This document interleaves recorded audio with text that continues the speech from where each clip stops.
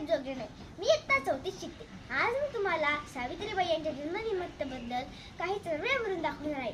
समाजाला जिने दिली ज्ञानाची सावली, समाजाला जिने दिली ज्ञानाची सावली, धन्य ती क्रांती ज्योती सावित्री मावली, सावित्री मावली. सावित्री तू सोसलेस दगड आणि धोंडे, सावित्री तू सोसलेस दगड आणि धोंडे, रोवलेस झेंडे शिक्षणाचे, रोवलेस झेंडे शिक्षणाचे.